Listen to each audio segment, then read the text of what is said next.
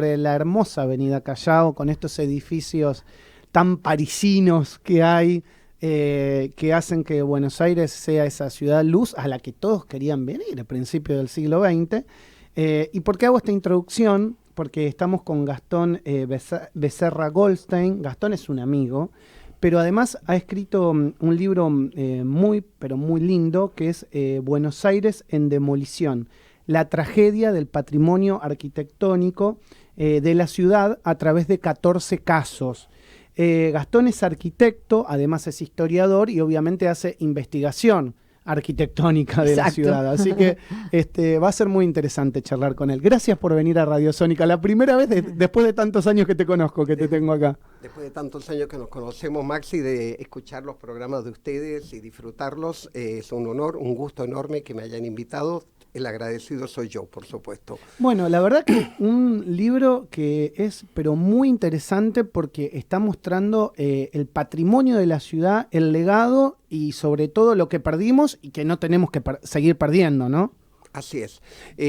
Bueno, primero debo aclarar que este libro es el fruto de muchos años, fueron casi 9 años de investigación y de trabajo. Junto a tu compañero, ¿no? Justamente lo escribimos en colaboración con Alejandro Madoni, que también es arquitecto, historiador e investigador, y movidos por la tragedia. Justamente el nombre no es casualidad, dice la tragedia del patrimonio. ¿Por qué una tragedia? La tragedia es una escenificación. ¿Y cuál es el escenario? La ciudad de Buenos Aires. Claro. Entonces los 14 casos es un pretexto, en realidad hubo todo un duro trabajo de cuántas edificios debemos seleccionar para poder dar testimonio de lo que queríamos decir, y bueno, acordamos 14 obras ordenadas cronológicamente. Bueno, vamos a meternos en algunas de obras. De ellas. Dale, porque me parece con interesante. Vayan preguntando. Bueno, la Chacra de Castro y el oeste porteño. Sí, se refiere a un establecimiento rural de como las quintas que abastecían a la ciudad de Buenos Aires en el periodo colonial. Esto estaría ubicado en lo que actualmente es Villaluro. Es una chacra que tiene todas las obras que elegimos se entrelazan con acontecimientos. Un ejemplo históricos, de ellos. Claro. Por ejemplo, en 1806, durante las primeras invasiones inglesas, el virrey Sobremonte huye de Buenos Aires con una serie de cajas tratando de salvar la plata de Buenos Aires. El tesoro de la ciudad. El tesoro. E inexplicablemente, lo que Alejandro ha trabajado bastante en este tema, era invierno, llovía, los caminos llovía muchísimo, no como ahora, y los caminos intransitables, y se detuvo más de lo que tendría que haberse demorado, pernoctó en esa chacra. O sea, era una chacra que tenía bastante importancia, no era cualquier establecimiento de los tantos rurales que abastecían de productos agrícolas a la ciudad de Buenos Aires, hasta que él fue alcanzado en Luján, ¿no? Los ingleses, cuento este dato, dale. Los ingleses no querían adentrarse tanto en el territorio, habían conquistado Buenos Aires y les era peligroso meterse tanto en la campaña porque no disponían de tanto. Tomar Buenos Aires fue una cosa, pero tomar el territorio... Sí, no tenían un ejército vasto que habían traído. Entonces, esa es una de las anécdotas. Por ahí, por 1920, aún quedan vestigios hasta que desaparecen de esta chacra con el avance del oeste. De los 1920, chau. Sí, hay testimonios, tenemos en el día publicado cómo aparecen las últimas referencias a esa chacra que ya desaparece por el tejido urbano de la ciudad. Tejido urbano que va creciendo, ¿no? Barraca Peña. Barraca Peña, interesante. Barraca Peña sobreviven en Barraca Peña 3 construcciones en ladrillo que datan, no todas, pero que se originan en el siglo XVIII y tiene una virtud. La Barraca Peña fue el primer nodo ferroportuario cuando el puerto de Buenos Aires era el Riachuelo. En 1870 es un importante, como dije, nodo ferroportuario muy relacionado con lo que entonces exportaba la Argentina, que era lana, el comercio, la exportación lanar. Lamentablemente, a pesar que ACUMAR, este organismo tripartito, está en una dura lucha por limpiar el riachuelo. Eso, recuperarlo para la población. Es parte del proyecto Kumar, está declarado de interés, allí yace el famoso Pecio, ese barco que fue encontrado en el barro de la desembocadura del riachuelo, esperando ser mostrado. Tiene un gran valor histórico porque es el establecimiento comercial más antiguo que podríamos encontrar en la ciudad de Buenos Aires. Claro. Sí. Bueno, hay que recuperarlo, ¿eh? Indudablemente. Hay que recuperarlo, así que a Kumar, toquémosle el timbre, hay que recuperarlo. Muy bien. Ahora nos metemos en una de las, yo diría, palacios que es lamentable que se hayan perdido por la situación no solo arquitectónica, sino histórica, que es el Palacio Alza Unzué, el palacio donde vivió Perón y Evita. Perón y Evita. Palacio Unzué. Sí, la Quinta Unzué. La Quinta Unzué, ahí hay un tema trágico que tiene que ver con nuestra historia irisada de discontinuidades. Fue una quinta de recreo, lo que entonces era las afueras de Buenos Aires, que, resumiendo, en la década de 1930 es destinada a residencia presidencial. El presidente Castillo la utiliza muy poco tiempo y tiene un enorme valor histórico simbólico. El lugar es el lugar donde vivieron Juan Domingo Perón y Eva Duarte de Perón, donde muere Eva Duarte de Perón, y viene allí el salvajismo, no solo por el golpe de Estado del 6 de septiembre de 1955, sino porque qué hacer con el lugar donde había vivido esa mujer. Y el peligro de que el lugar se convirtiese en un lugar de culto, ¿no? Entonces, bueno, rápidamente empieza a haber una gran campaña mediática por la época, había que demoler. Se demuele, en muy poco tiempo, se demuele y se piensa qué hacer con ese predio estupendo, magnífico, que aprovecha de lo que fue antiguamente la barranca que daba uno de los lugares más lindos de la Recoleta, sí, ¿no? Totalmente. Originalmente era un lugar asqueroso porque era por las calles Austria y Agüero, bajaban las carretas a tirar la basura al río. Y los Unzué no amaban tanto el lugar por la cercanía con lo que era entonces 1880 y tanto, estamos hablando el asilo de mendigos en el actual Centro Cultural Recoleta. Claro. Entonces, pero no importa, el hecho concreto que el lugar es demolido, tuvo un enorme valor histórico. Los jardines fueron diseñados, por ejemplo, por Rubén Darío, el poeta nicaragüense que vivió acá, estuvo un tiempo en la Argentina, y queda un edificio que yo tengo mis reparos. De la biblioteca me estás hablando, ¿no? Exactamente. Es raro.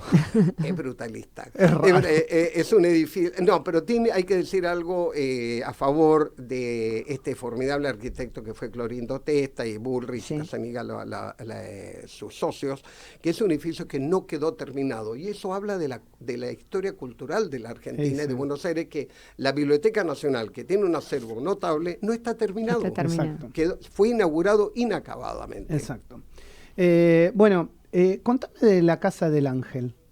¿Dónde estaba? La Casa del Ángel está en las calles Echeverría, Sucre. En Belgrano. Belgrano, exactamente. Bueno, pues sabes que hay una historia muy interesante allí porque Belgrano, que originalmente fue una ciudad aparte, fue incorporada a la capital federal junto con Flores, según la ampliación de la capital federal que se hace en 1887, y era una zona de predios muy grandes, por eso de quintas, casas de excelente calidad, de gran empaque. Si mal no recuerdo, había un tango, Barrio de Belgrano, Caserón de Texas, donde está tu aljibe. Muy bien, ¿no? Exactamente. A pesar que Belgrano fue creado primero como municipio, bien avanzado el proceso de organización nacional. ¿Sabés por qué se le da el nombre de Belgrano al pueblo de Belgrano previo a la incorporación de la ciudad? Porque había una ley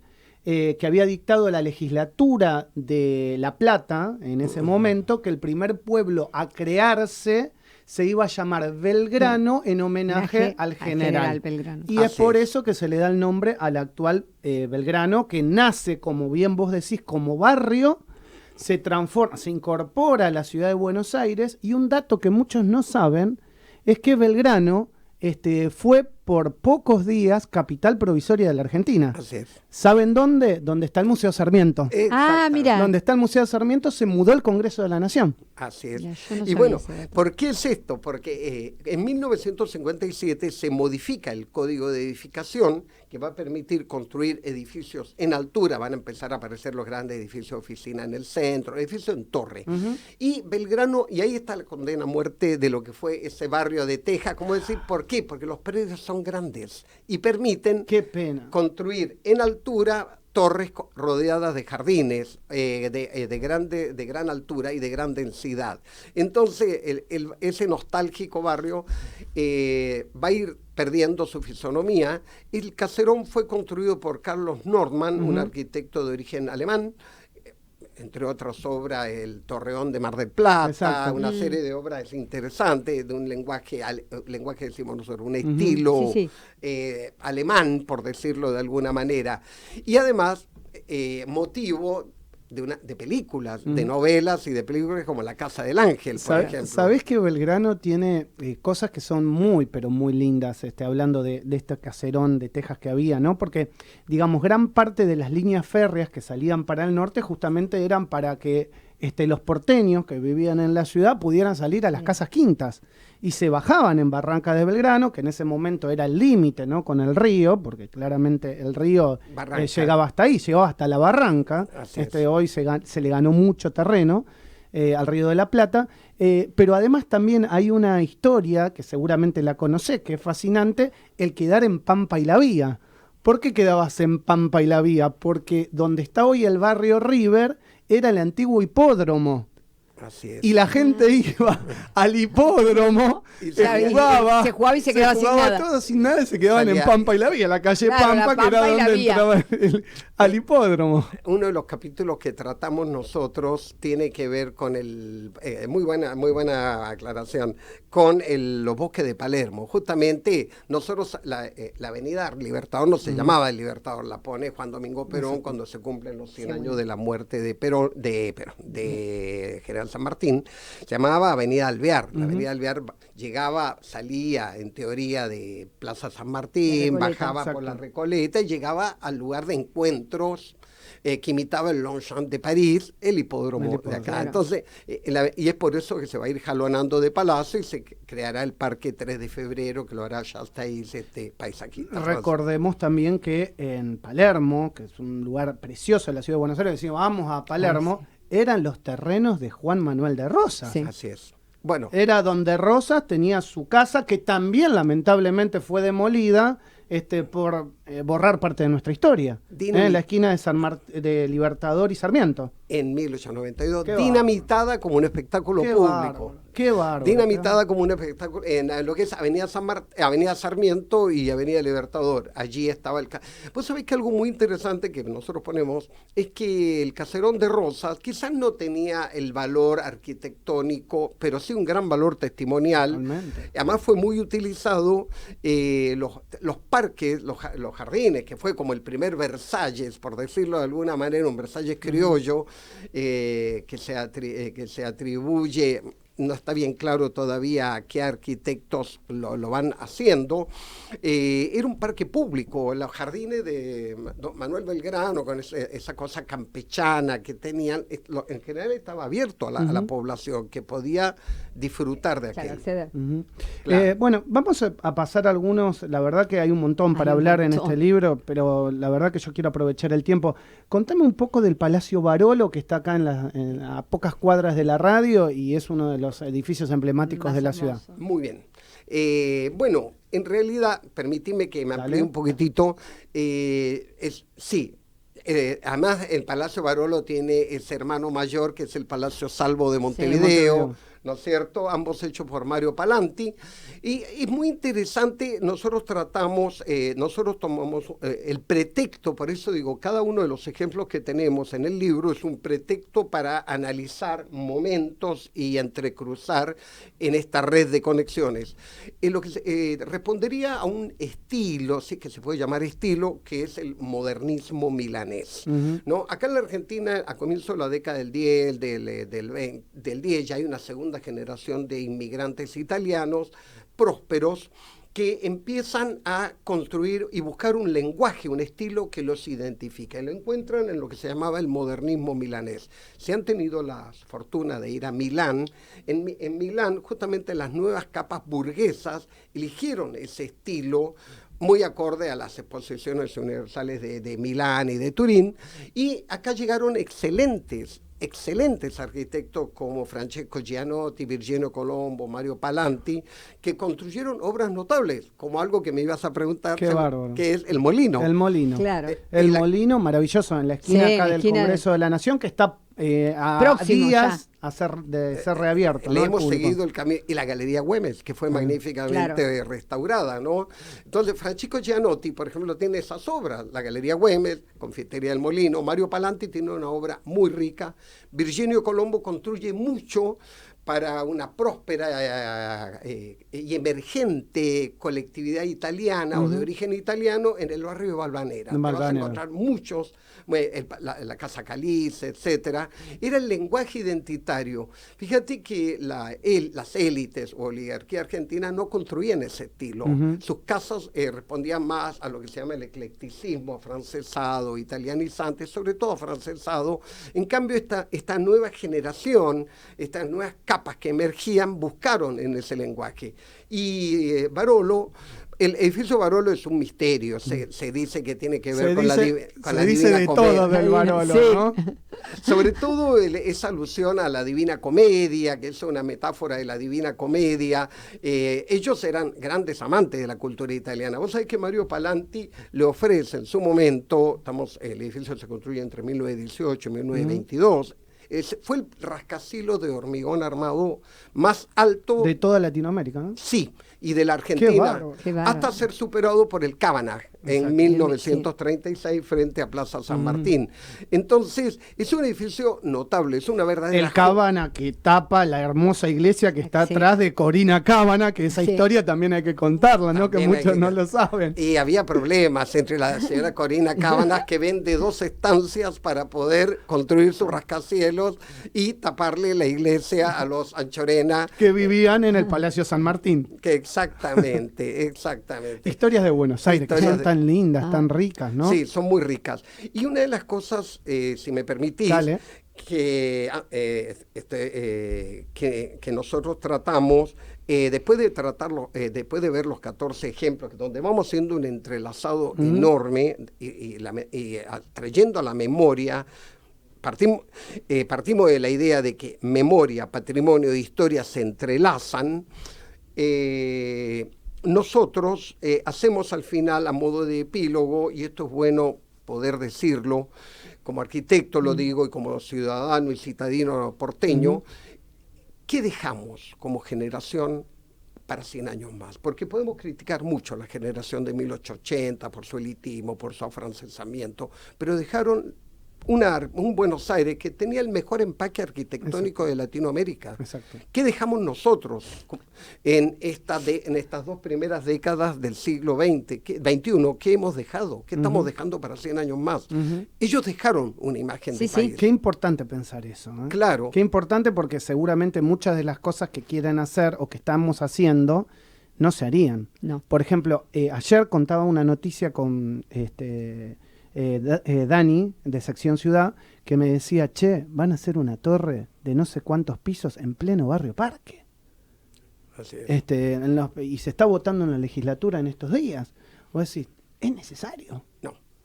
Y los intereses inmobiliarios son terribles. Claro, terribles. Hay una famosa frase que no es mía, no me acuerdo, Massué es el apellido, que dice, IRSA es a la ciudad lo que Monsanto es al campo. No, arrasa directamente. No. Miren, les cuento algo. Vamos a seguir seguramente con Gastón en los futuros programas el año que viene, no me cabe la menor duda. Pero hay algo que quiero valorar de Gastón.